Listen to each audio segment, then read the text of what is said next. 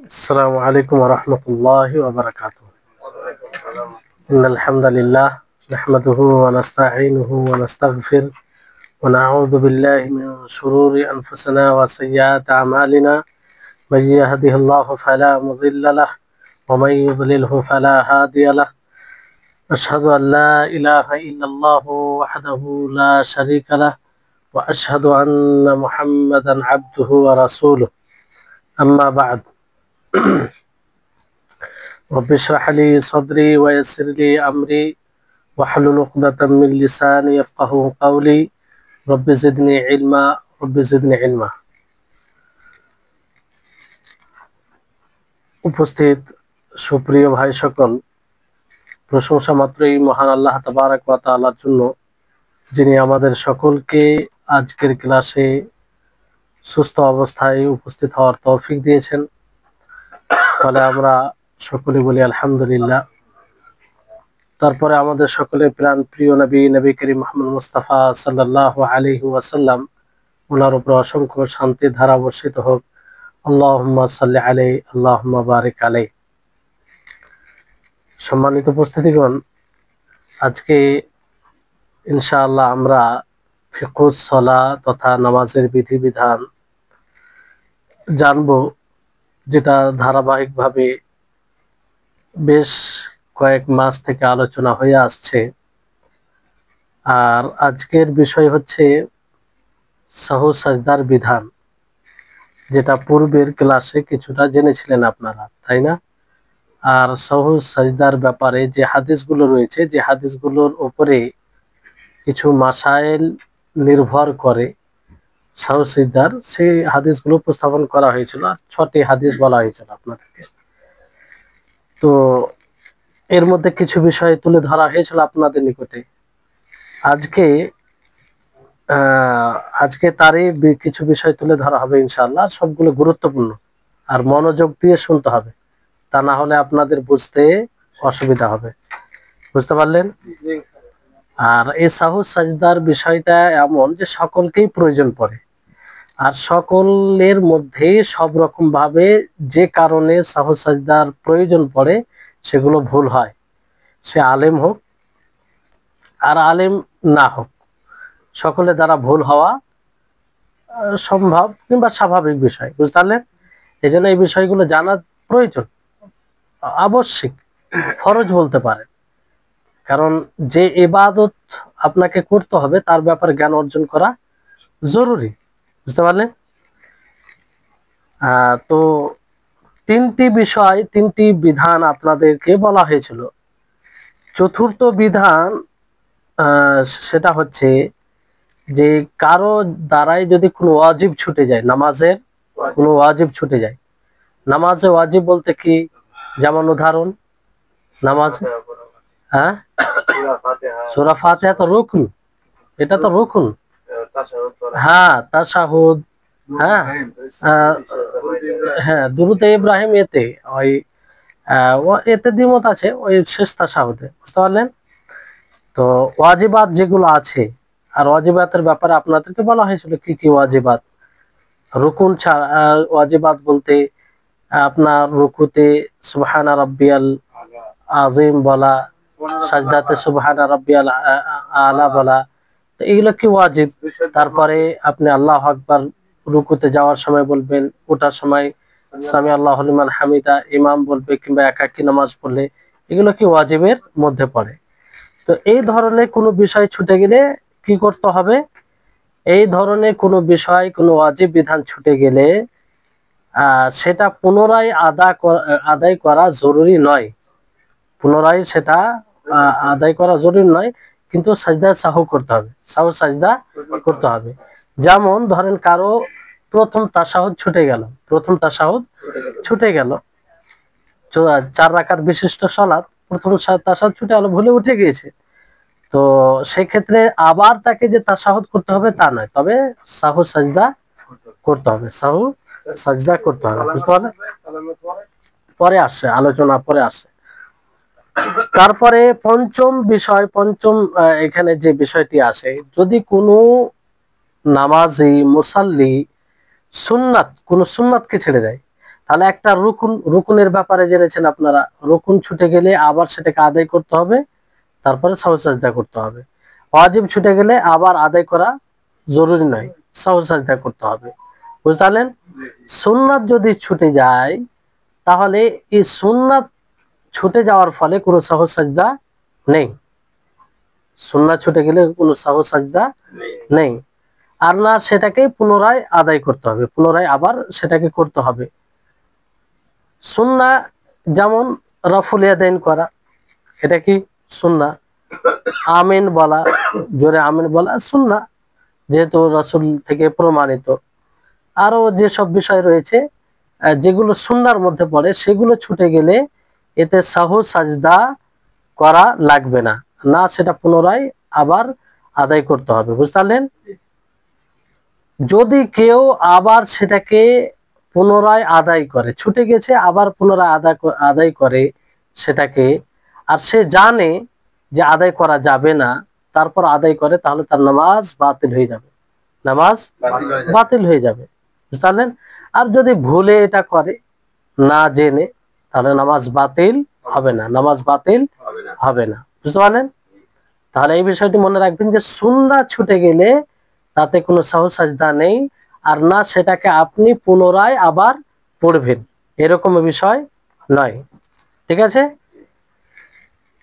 6 নম্বর বিধান, 6 নম্বর বিষয় যেটা আসে মানুষ প্রয়োজন পড়ে, সেটা হচ্ছে যে মানুষ যদি যেগুলো বিষয় তুলে ধরা হলো আপনাদের নিকটে এই ক্লাসে এবং পূর্বের ক্লাসে, এই ক্লাসে ও পূর্বের ক্লাসে, সে জায়গাগুলো ছাড়া, মানে সেই বিষয়গুলো ছাড়া অন্য কিছু বলে, সে বিষয়গুলো ছাড়া অন্য কিছু, যেমন ওয়াজিবাতের মধ্যেও নয়, রুকুনের মধ্যেও নয়, সুন্নাতের মধ্যেও নয়, কিংবা সন্দেহ করার বিষয়ও নয়।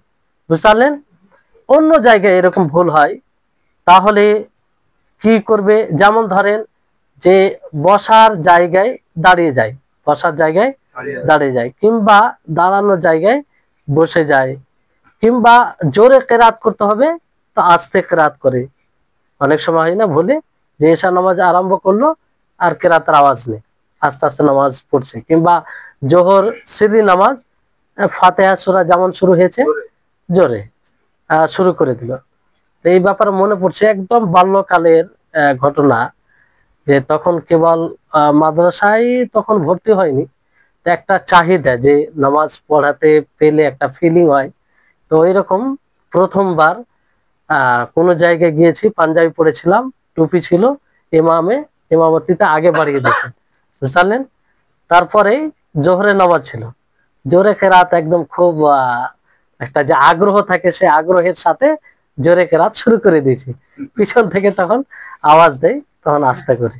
তো এরকম যদি জোরের জায়গায় আপনি আস্তে করেন, কিংবা আস্তে আস্তে কেরাতের জায়গায় জোরে করেন, কিংবা আপনি 5 রাকাত পড়লেন ভুলে, 5 রাকাত, অথবা সাজদা অধিক করলেন, সাজদা অধিক করলেন।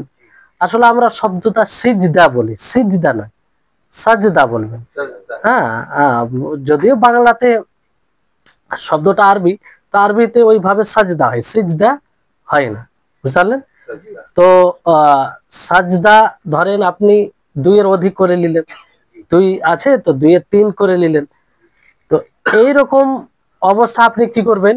এইরকম অবস্থায় আপনি সাহু সাজদা করবেন। কি করবেন? শুধু সাহু সাজদা করবেন। এবার এই সব জায়গায় আপনি সাহু সাজদা কখন করবেন? সালামের আগে না পরে? এই এই সব জায়গায় প্রশস্ত বিষয় এটা, এটা আপনি আগেও করতে পারেন, পরেও করতে পারেন, আগেও করতে পারেন অথবা পরেও করতে পারেন, কারণ এই সব বিষয়ে সুস্পষ্ট কোনো নাস অথবা হাদিস দলিল নেই যা দ্বারা বোঝা যাবে যে সালামের আগে করতে হবে না পরে করতে হবে। বুঝতে পারলেন? তো আপনি আগে করলে আগে করলেন, পরে করলে পরে করলেন, কোনো সমস্যা নেই। ইমাম শাওকানি রাহিমাহুল্লাহ তিনি বলেন যে 8টি মত রয়েছে সাহু সাজদার জায়গার ব্যাপারে, কিন্তু একজন আলেম বলেন যে সবচেয়ে উত্তম হবে এটা যে নবী সাল্লাল্লাহু আলাইহি সাল্লামের কথা, নবী সাল্লাল্লাহু আলাইহি সাল্লামের কর্ম যেটা দাবি করে, যে অবস্থায় যেটা করার তার হাদিস থেকে বোঝা যায় সেটাই আমরা করব, সেটাই আমরা করব। আর যেগুলো যেগুলোর ব্যাপারে কিছু বোঝা যায় না সেখানে প্রশস্ত বিষয়, আমরা আগেও করতে পারি পরেও করতে পারি। তো আপনাদেরকে কিছু হাদিস পূর্বেই বলা হয়েছিল, তাই না? তো সেখানে আমরা কিছু বুঝতে পেরেছিলাম যে কোন কোন জায়গায় সালামের আগে করতে হবে আর কোন কোন জায়গায় সালামের পরে করতে হবে, বিষয়টা আবার আসবে। তো ওই জায়গায় আমরা ওইভাবে করব। কিন্তু যে জায়গার ব্যাপারে কোনো হাদিস নেই, কোনো আল্লাহ নবী কিছুই বলেনি, তো প্রশস্ত বিষয়, আপনি আগেও করতে পারেন পরেও করতে পারেন। বুঝতে পারলেন? তো এটা মানে বেশি উত্তম মত এবং ভালো মনে হচ্ছে। বুঝতে পারলেন? এবার আসুন যে আপনি অনেকে পার্থক্য করেছেন যে বেশি হলে কখন করবেন, আর কম কম বেশির পার্থক্য করেছেন, কম বেশির পার্থক্য করেছেন অনেকে। তো হাদিসের ভিত্তিতে পূর্বে যে হাদিসগুলো আপনাদেরকে বলা হয়েছে তার ভিত্তিতে এটা বলা যেতে পারে যে আল্লাহ নবী যেটা নাস দলিল দ্বারা প্রমাণিত সেটা কি, যে দুই জায়গায় আপনি সালামের পূর্বে সাহু সাজদা করবেন। কয় জায়গায়? দুই জায়গায়। কোন কোন জায়গা? যখন আপনি সন্দেহ করবেন, কি করবেন? সন্দেহ করবেন যে আপনি কত রাকাত পড়েছেন, আপনার মনে নেই 3 রাকাত না 4 রাকাত, সন্দেহের মধ্যে আছেন, আপনি ডিসাইড করতে পারছেন না যে কত রাকাত ফাইনালি হয়েছে। বুঝতে পারলেন? তো ওই সময় আপনি সালামের আগে সাহু সাজদা করবেন। বুঝতে পারলেন? দ্বিতীয় হচ্ছে যখন আপনি মধ্য তাশাহুদ ছেড়ে উঠে যাবেন, মধ্য তাশাহুদ ছেড়ে কি করবেন? উঠে যাবেন। তো এই জায়গায় হাদিসে যেটা স্পষ্ট ভাবে এসেছে, তখন আপনি সাহু সাজদা কবে করবেন? সালামের আগে, সালামের আগে। তাহলে দুই জায়গায় কি কি বললাম মনে থাকবে? একটা হচ্ছে সন্দেহের মধ্যে থাকবে তখন, আর দ্বিতীয় হচ্ছে আপনি যখন তাশাহুদ, মধ্য তাশাহুদ ছেড়ে উঠে যাবেন, বুঝতে পারলেন? তখন এই দুই জায়গায় সালামের পূর্বে আগে করবেন। আর সালামের পরে কখন কখন করবেন? সালামের পরে কখন করবেন তার মধ্যে একটা হচ্ছে যখন আপনি সালাত পূর্ণ করার আগে সালাম ফিরিয়ে দেবেন, সালাত পূর্ণ করার আগে সালাম ফিরিয়ে দেবেন। যেমন ধরেন আপনার 3 রাকাত হয়েছে, 4 রাকাত মনে করে সালাম ফিরিয়ে দিলেন, কিংবা এরকম হয়েছে যে আর কিছু ছেড়ে দিয়েছেন বিষয়। বুঝতে পারলেন? তো ওই সময় আপনি কখন সাজদা করবেন? সাহু সাজদা সালামের পরে, সালামের পরে, মানে পূর্ণ হয়নি আপনার সালাত, তার আগে আপনি সালাম ফিরিয়ে দিয়েছেন। যেমন একটি সাজদা করেছেন, কোন এক রাকাতে 2 সাজদা করার প্রয়োজন, যেটা জরুরি, এক সাজদা করে আপনি ই করেছে, পরে আপনার মনে পড়ছে, তো ওই সময় আপনি কি করবেন? সালামের পরে, সালামের পরে। দ্বিতীয় জায়গা হচ্ছে যখন আপনি সালাতে রাকাত অতিরিক্ত করে নেবেন। কি করে নেবেন? অতিরিক্ত করে নেবেন। আর এখানে মানে দ্বিমত আছে যে এখানে সালামের আগে হবে পরে হবে না কি হবে। দ্বিমত এই কারণে, দ্বিমত হওয়ার কারণ হচ্ছে এখানে যে আব্দুল্লাহ ইবনে মাসউদের হাদিস আপনারা শুনেছেন, সেখানে কি আল্লাহ নবী জোহরের কয় রাকাত পড়েন? 5 রাকাত। তো 1 রাকাত অতিরিক্ত করেছেন, 1 রাকাত অতিরিক্ত করেছেন। তো আল্লাহ নবী যখন সালাত পূর্ণ করলেন তো ওনাকে বলা হলো যে আহাদাসা ফিস সালাত, ফিস সালাতে, সেই যে নামাজে কি কিছু নতুন জিনিস ঘটেছে, মানে আল্লাহ নবীকে সরাসরি বলছে না। তো ওই জায়গায় নবী সাল্লাল্লাহু আলাইহি সাল্লাম 2 সাজদা করেন তারপর সালাম ফিরান, 2 সাজদা করেন তারপর সালাম ফিরান। তো সালামের আগে 2 সাজদা করলেন, তাই না? তো বিষয়টি হচ্ছে যে এখান থেকে এটা স্পষ্ট হয় না যে এই জায়গায় সাহু সাজদা সালামের মানে আগে কিংবা সব সময় সালামের পরে, মানে আল্লাহ নবী সালাম ফিরিয়ে দিয়েছেন তারপরে বলা হলো, কিংবা আল্লাহ নবী জানতে পারলেন তারপরে 2 সাজদা করলেন, তাই না? তো এখানে বিষয়টা হচ্ছে যে আল্লাহ নবী তো সালামের পরে জানতে পারলেন, আগে জানলে এটা করতেন কি করতেন না? করতেন না। মানে করতেন কি করতেন না, কেউ বলেছেন যে না করতেন না, কেউ বলেন যে না করতেন। এই জন্য এটা ইখতিলাফ, এই জন্য, বুঝতে পারছেন বিষয়টি? এই জন্য এটা ইখতিলাফ, দ্বিমত আছে। তো যাই হোক, এখানে এটা মনে রাখেন যে যদি সালাতে রাকাত অতিরিক্ত হয়ে যায় তো ওই সময়ে সাহু সাজদা কখন করবেন? সালামের পরে, সালামের পরে ধরে রাখেন। আর ইখতিলাফ হওয়ার কারণটাও আপনাদেরকে বলা হলো, বুঝতে পারলেন? তৃতীয় জায়গা হচ্ছে যে আপনি যখন রাকাতে রাকাতে সন্দেহ পড়ে যাবেন, কিন্তু কোনো এক নির্ধারিত রাকাতের উপরে বেশি ধারণা হবে। কি হবে? বেশি ধারণা হবে। যেমন 3-4, 3-4, তো আপনার বেশিরভাগ ধারণা কি 4 রাকাত, কিংবা বেশিরভাগ ধারণা 3 রাকাত। মানে সমান নয়, সমান হলে কিন্তু সালামের আগে সাহু সাজদা করতে হবে, যেটা আপনাদেরকে বলা হয়। কিন্তু বেশি ধারণা হলে তখন কি করবেন? সালামের পরে, সালামের পরে। বুঝতে পারলেন? এই যে 5 জায়গা বলা হলো আপনাদের, কয় জায়গায়? একটা 2 জায়গায় সালামের পূর্বে, আর 3 জায়গায় সালামের পরে। এই 5 জায়গা ছাড়া যতগুলো জায়গায় সহজ সাজদার প্রয়োজন পড়বে, আপনি আগেও করতে পারেন, পরেও করতে পারেন। বুঝলেন? এবার এখানে একটা প্রশ্ন জাগছে যে এতগুলো পার্থক্য তো সবাই মনে রাখে না, তো কেউ যদি একই রকম সালাম মানে সহজ সাজদা করে সালামের আগেই করে, সালামের আগেই করে, তো কোনো অসুবিধা হবে কি হবে না? অসুবিধা নেই, এটাতে কোনো অসুবিধা নেই। ওলামাগণ, বিদ্বানগণ এটা ফতোয়া রয়েছে যে কোনো ব্যক্তি যদি একই রকম সহজ সাজদা করে সালামের আগে, কোনো সমস্যা নেই। যেমন সৌদি আরব আপনি দেখতে পাবেন যে একই পদ্ধতিতে সহজ সাজদা করে, ওখানে হঠাৎ করে সালামের পরে করতে গেলে সমস্যা। মানে আগে আলেম যদি না বুঝায় আর হঠাৎ করে করে, কারণ সাধারণ মানুষ, জনগণ তো একইভাবে আমল করে আসছে, তো ওই জায়গায় যদি আপনি ওইভাবে আমল করতে চান, তো আগে বুঝাতে হবে, আগে বুঝাতে হবে। একটা কথা মনে রাখতে হবে, বিশেষ করে আলেম ওলামাদেরকে কিংবা আমাদের সকলকে, যে যে জায়গাতে প্রশস্ত বিষয় আছে সেখানে সংকীর্ণতা আমরা যেন না করি, সেখানে সংকীর্ণতা না করি। প্রশস্ত থাকলে মানুষ যেভাবে আমল করে সেটার উপরেই আমরা যাব, যাতে বিশৃঙ্খলা না ঘটে।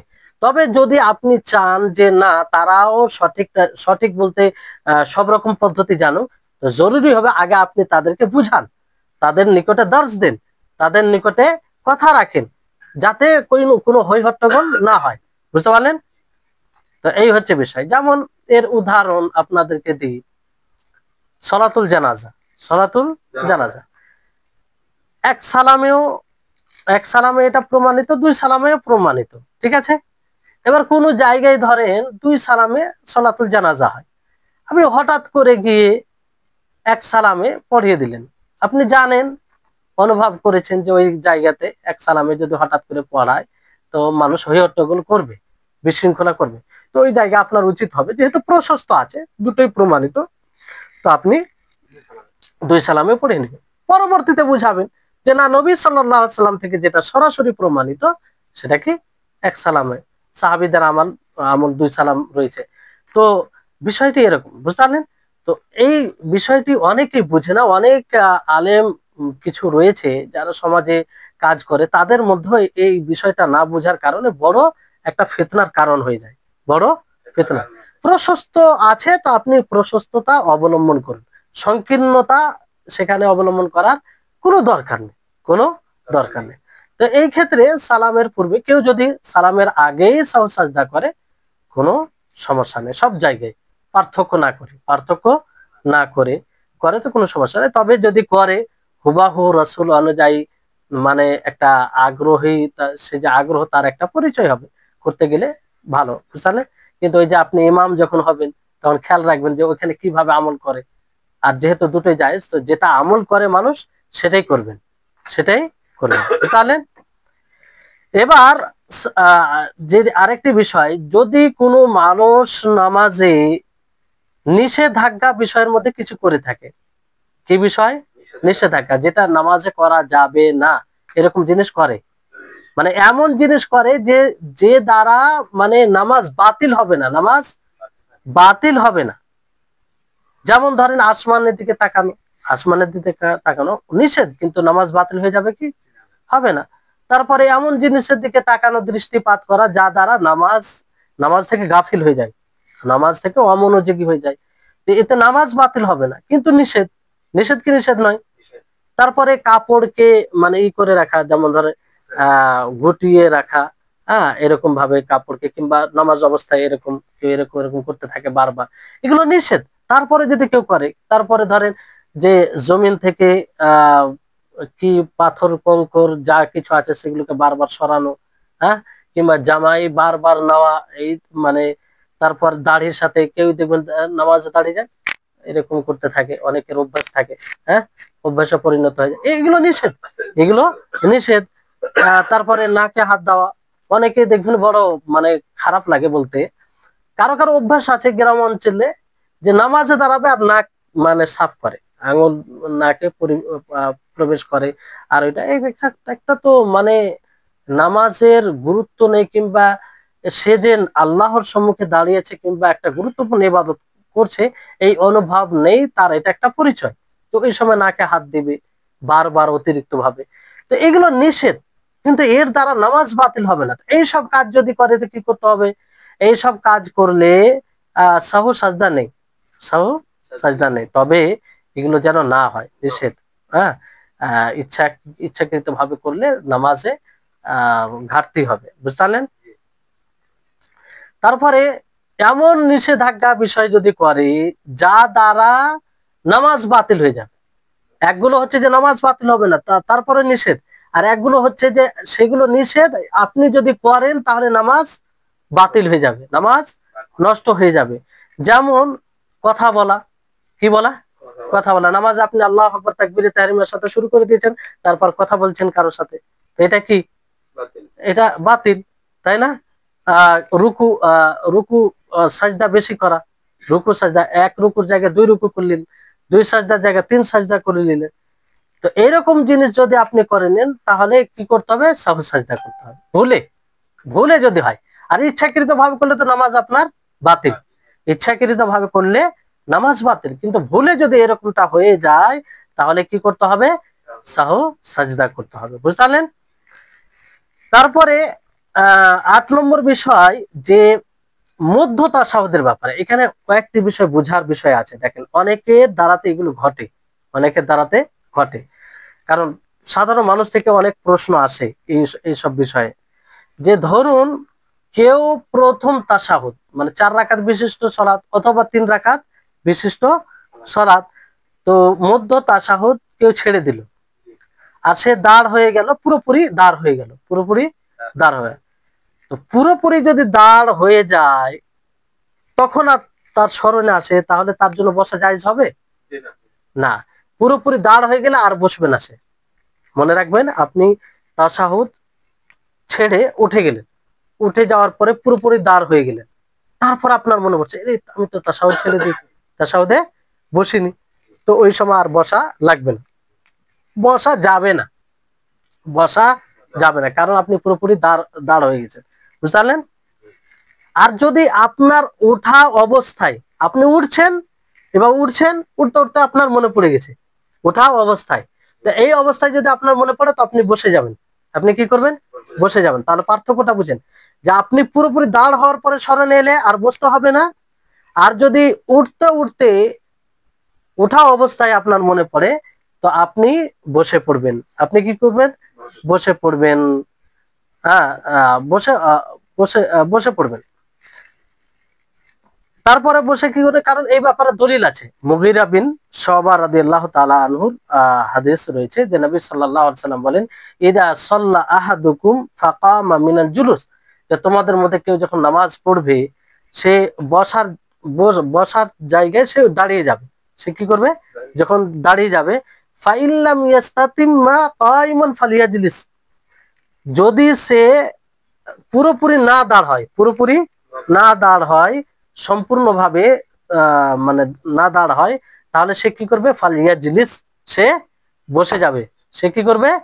বসে যাবে। ওয়ালাইসা আলাইহি সাজদাতান, এখানে তার জন্য দুটি সাজদা নেই, মানে সাহু সাজদা নেই, যেহেতু তার মনে পড়ে গিয়েছে, বুঝতে? ফাইনিস্তাওয়া কাইমান, যদি বরাবর দাঁড়িয়ে যায়, একদম যেমন ভাবে দাঁড়ায় মানুষ ওইভাবে দাঁড়িয়ে গেছে, তারপরে তার মনে হয়েছে, তো ফালইয়ামযি ফি সালাতি, সে সালাতকে অব্যাহত রাখবে, আর নিচে মানে আর নামবে না, মানে বসবে না।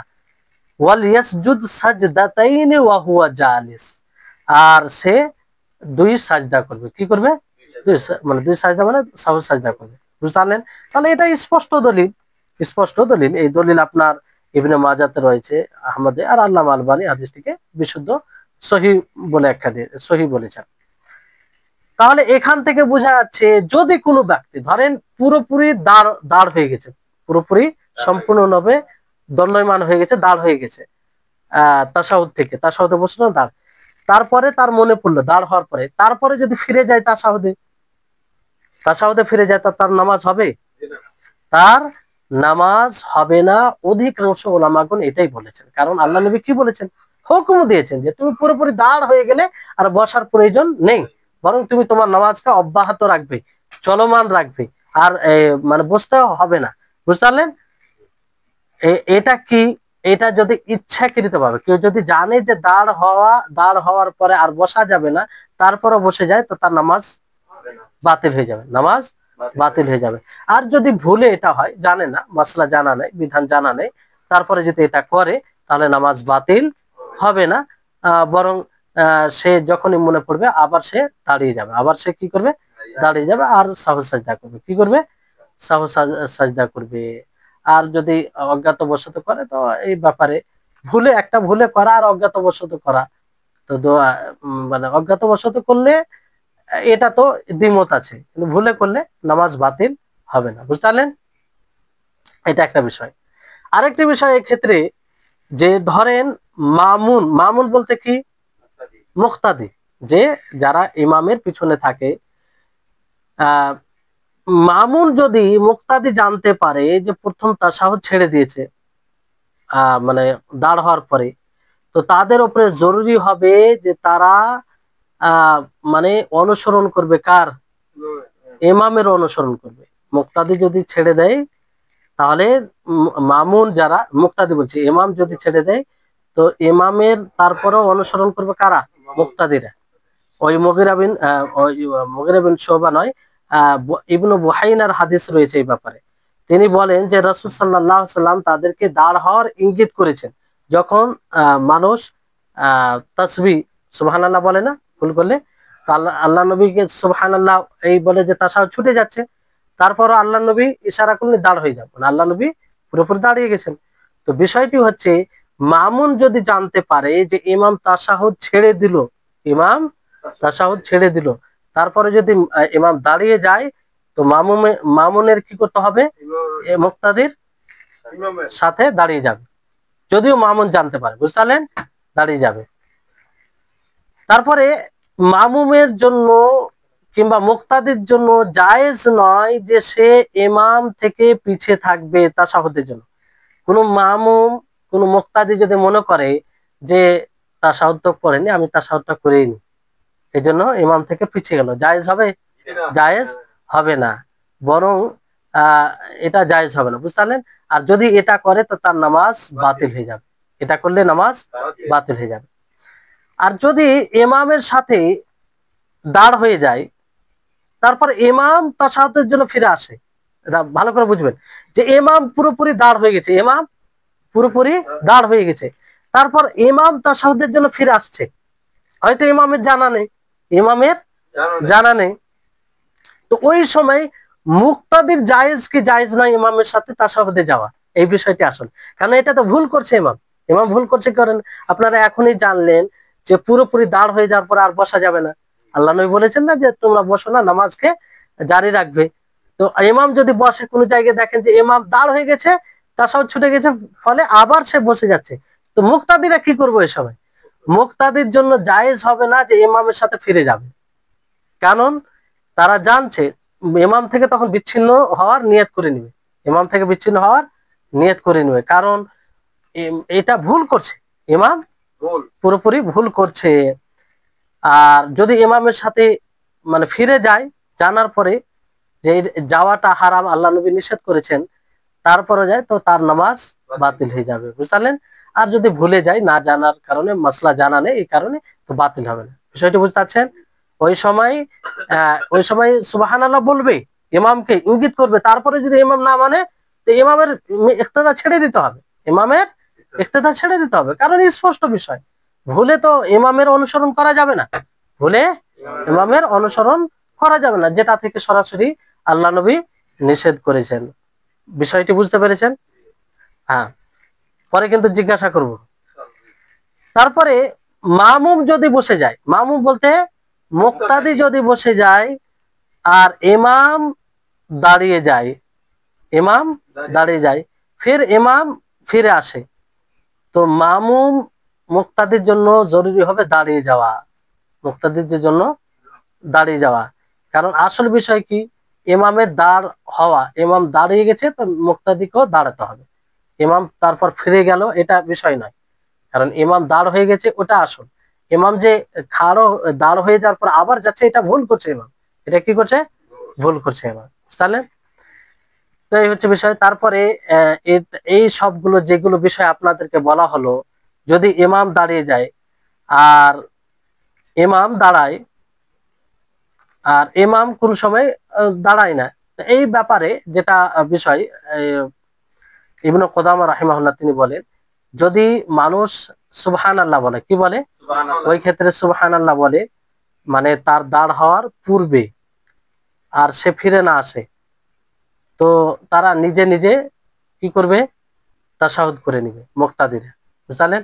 সুবহানাল্লাহ বলল মুক্তাদিরা, তারপরে ইমাম ফিরে এলো না, তো তারা নিজে নিজে তাশাহুদ করে নিবে। আর ওয়ালাম ইয়াত্তাবিউ ফি ফি তারকিহি, আর তারা যে ছেড়ে দিল তাতে অনুসরণ করবে না। কারণ যখন জানবে যে একটা ওয়াজিব জিনিসকে নির্ধারিতভাবে ছেড়ে দিচ্ছে, তখন তার অনুসরণ করবে না, বুঝলেন?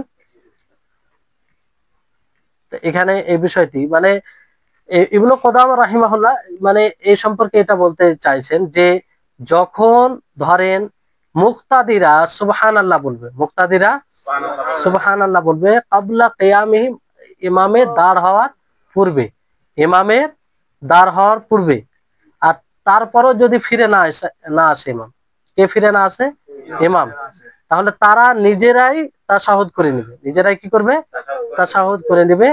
আর এটা ছাড়াতে তাদের অনুসরণ করবে না, কারণ একটা ওয়াজিব জিনিসকে ইমাম ছেড়ে দিচ্ছে আর সেই ছাড়া যাতে তার অনুসরণ করা যাবে না। এটা ইমাম ইবনে কুদামা রাহিমাহুল্লাহ তিনার এটা মত আর কি, বুঝতে পারলেন? তবে বিষয়টি হচ্ছে যখন ইমাম দাঁড়িয়ে যাবে তাশাহুদ ছেড়ে, তো দাঁড়ানোর সাথে সাথে মুক্তাদিরা কি করবে, দাঁড়িয়ে যাবে, বুঝলেন? মুক্তাদিরা দাঁড়িয়ে যাবে। এবার আসুন যে সাহু সাজদার হিকমা কি, সাহু সাজদা কেন করা হয়, এর হিকমা কি? সাহু সাজদার হিকমা এই ব্যাপারে আপনারা পূর্বে হাদিসে জেনেছেন, তারপরে আবার বিশেষভাবে বলা হচ্ছে যে আবু সাঈদ খুদরি রাদিয়াল্লাহু তাআলা আনহু হাদিসে এটা বলা হয়েছে সাহু সাজদার হিকমা কি। তিনি বলেন যে আসলে যখন নামাজ 5 রাকাত হয়, কয় রাকাত, 5 রাকাত হয়, মানে ধারণায় যে 5 রাকাত হলো না 4 রাকাত, তো ধরেন 5 রাকাত, তো 5 রাকাত হওয়ার সময় কি করে, 2 রাকাত সাহু সাজদা, না 2 সাজদা করে, সাহু সাজদা 2 সাজদা করে, তাই না, সাহু সাজদা হিসাবে।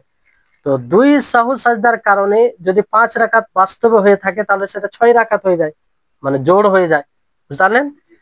আর যদি বাস্তবে সে 4 রাকাত পড়ে থাকে তাহলে 2 সাজদা অতিরিক্ত হলো, 2 সাজদা অতিরিক্ত হলো। তো যদি অতিরিক্ত হয়, তো এই অতিরিক্ত হওয়াতে কি হলো, শয়তানের মানে ওকে মাটি নিক্ষেপ করা হলো, বুঝলেন? ওকে অসম্মান করা হলো আর কি, বুঝলেন? আর যদি পরিপূর্ণ হয় তো ভালো কথা, মানে জোড়া হয়ে আলো তখন আর কোনো সমস্যা হলো, মানে দুই দিকেই লাভ, দুই দিকেই লাভ। শয়তান যেটা তার উদ্দেশ্য, তার উদ্দেশ্যকে মানে বিফল করা হয়, ও তার উদ্দেশ্য, কারণ তার উদ্দেশ্য হচ্ছে যেন বান্দা কিছু সাজদা কম করে আল্লাহ তাআলাকে, কারণ সে সাজদা না করার কারণে তো লাঞ্ছিত হয়েছে, অপমানিত হয়েছে, বিতাড়িত হয়েছে।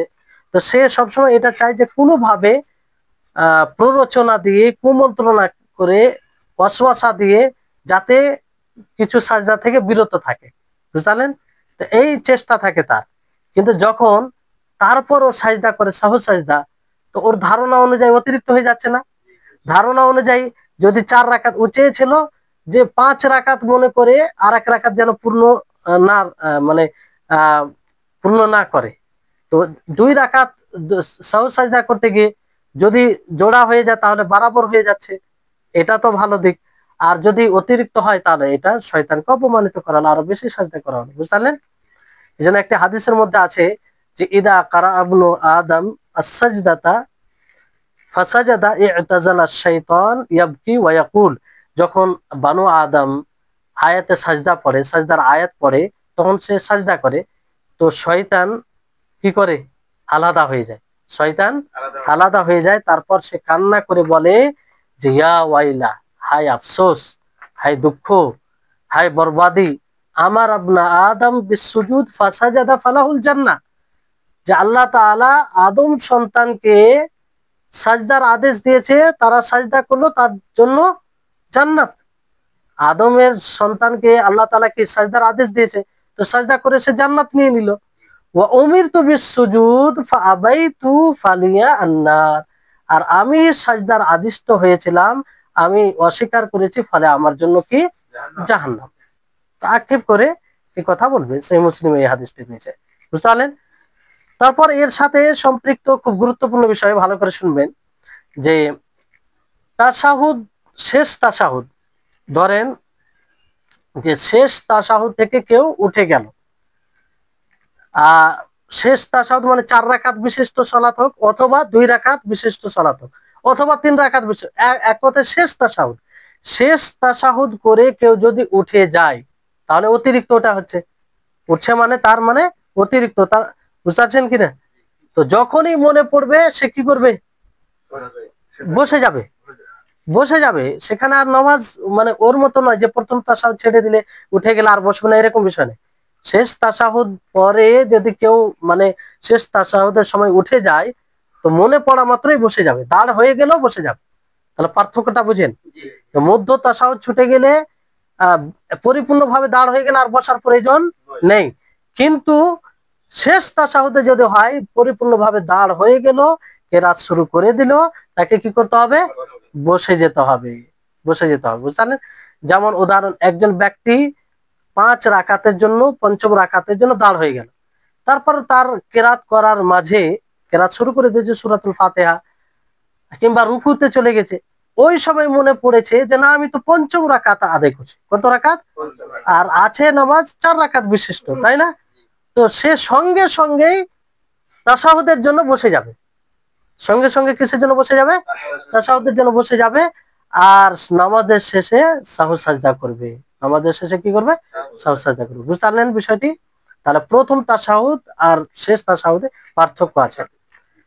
তারপরে তারপরে এমনও হতে পারে, ধরেন আপনি দাঁড় হওয়ার জায়গায় বসে গেলেন, দাঁড় হওয়ার জায়গায় বসে গেলেন, যেমন আপনি প্রথম রাকাতের পরে বসে গেলেন, প্রথম রাকাতের পরে দ্বিতীয় রাকাতের জন্য দাঁড় হতেন, তাই না, তো আপনি বসে গেলেন, কিংবা দ্বিতীয় রাকাতের পরে তৃতীয় রাকাতের জন্য, তৃতীয় রাকাতের পরে আপনাকে দাঁড় হতে হবে, তাই না, তো আপনি বসে পড়লেন তাশাহুদ মনে করে, কি মনে করে, তাশাহুদ মনে করে। তো ওই সময় যখনই আপনার স্মরণে পড়বে, তখন আপনি কি করবেন, উঠে যাবেন, বুঝতে পারলেন। আপনি 2 রাকাত, 1 রাকাত পড়ার পরে আপনাকে দাঁড় হতে হবে, তো আপনি তাশাহুদ মনে করে বসে গেলেন, আর মনে পড়লো আত্তাহিয়াত শুরু করেছেন, কিংবা মধ্যে পৌঁছেছেন, না আমি তো 1 রাকাত পড়েছি, 1 রাকাত পড়েছি, তো সঙ্গে সঙ্গে কি করবেন, দাঁড় হয়ে যাবে।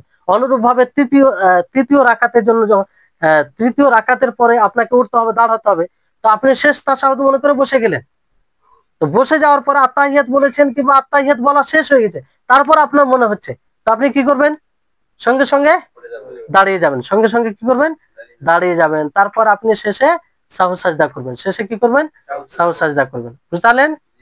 তারপরে আপনার যদি সাহু সাজদা ভুলে যান, সাহু সাজদা ভুলে যান, তারপর পরবর্তীতে মনে পড়ে, আপনি ধরেন জোহর নামাজ পড়ছেন, জোহর নামাজ পড়ছেন, তো জোহর নামাজ পড়ার পরে আপনার ভুল হয়েছে, সাহু সাজদা আপনার উপরে ছিল, সাহু সাজদা আপনার উপরে ছিল, ভুলে গেছেন, সালাম ফিরিয়ে দিয়েছেন, আর সাহু সাজদা করলেন, হঠাৎ করে আপনার মনে পড়লো কিছুক্ষণ পরে, 2 মিনিট 1 মিনিটের মধ্যে, তো সঙ্গে সঙ্গে আপনাকে কি করতে হবে, সাহু সাজদা করতে হবে। কথা যদিও বলেলেন তাও কোনো সমস্যা, কথা বলেন আর না বলেন আপনাকে সাহু সাজদা করতে হবে। অনেকেই বলেছেন এইভাবে, কিছু ওলামাগণ বিদ্বান বলেছেন যে এটা যদি খুব দূরত্ব, ডিস্টেন্স বেশি হয়ে যায়, দূরত্ব বেশি হয়ে যায়, তাহলে ওই সময় আর সাজদা করার প্রয়োজন নেই, অনেকে বলেছেন এইভাবে। তবে মানে যখনই মনে পড়বে, রাজে উত্তম হচ্ছে অনেকে উত্তম মত বলে এটা গুলো করেছেন যে যখনই মনে পড়বে, যদিও দূরত্ব বেশি হয়, ওই সময় সাহু সাজদা করবে, ওই সময় কি করবে, সাহু সাজদা করবে। বুঝতে পারলেন? বুঝতে পারলেন? আর যদি সাহু সাজদা না করে তো তার নামাজ বাতিল হবে কি হবে না এই ব্যাপারে দ্বিমত আছে। তো এই হচ্ছে বিষয়। তারপরে আরেকটি বিষয় যে সাহু সাজদায় তাশাহুদ নেই, সাহু সাজদায় তাশাহুদ নেই। যেমন অনেকেই করে সাহু সাজদা করতে গিয়ে আবার তাশাহুদ করে, মানে তাশাহুদ সবকিছু করে, হ্যাঁ, সাহু সাজদা করে, তারপর আবার তাশাহুদ করে। তো সাহু সাজদার পরে তাশাহুদ নেই, কোনো এরকম কিছু নেই। মানে আপনি সালামের পূর্বে করলে দোয়া সব শেষ করে কি করবেন, সরাসরি সাহু সাজদা করবেন, তারপর সালাম ফিরাবেন সালামের পূর্বে। আর সালামের পরে করলে সালাম ফিরিয়ে দিবেন, তারপর আবার দুই সাজদা করবেন, আবার সালাম ফিরাবেন। বুঝতে পারলেন? এইভাবে এইভাবে আপনাকে সাহু সাজদা করতে হবে। আরো অনেক বিষয় আজকে মনে করেছিলাম যে সবগুলো বিষয় তুলে ধরবো, কিন্তু সম্ভব নয়, যেহেতু বিষয়গুলো বুঝতে হবে একটু ভালোভাবে স্থিরভাবে বুঝতে হবে। তো ইনশাআল্লাহ আগামী পর্বে বাকি বিষয়গুলো তুলে ধরা হবে। আহ এই বিষয়গুলো সকলকে বোঝা দরকার, কারণ সকলের প্রয়োজন পড়ে। বুঝতে পারলেন?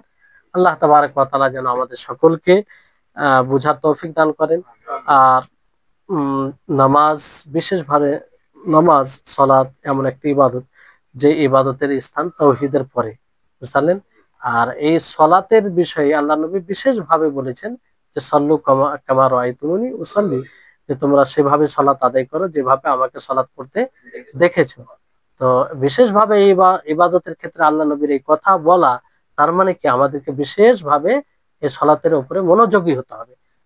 মানে মানে সতর্কভাবে এই সলাত আদায় করতে হবে, আর সবসময় এই প্রচেষ্টা থাকতে হবে যে আমার পুরো সলাত যেন নবীর মতো হয়। নবীর সলাতের ব্যাপারে যা বিবরণ হাদিসে এসেছে সেই অনুযায়ী যেন আমার সলাত হয়। আল্লাহ তাআলা যেন আমাদের সকলকে নবীর সলাতের মতো সলাত পড়ার তৌফিক দান করেন। ওয়া আখির দাওয়ানা আনিল হামদুলিল্লাহি রাব্বিল আলামিন। আসসালামু আলাইকুম ওয়া রাহমাতুল্লাহি ওয়া বারাকাতুহু।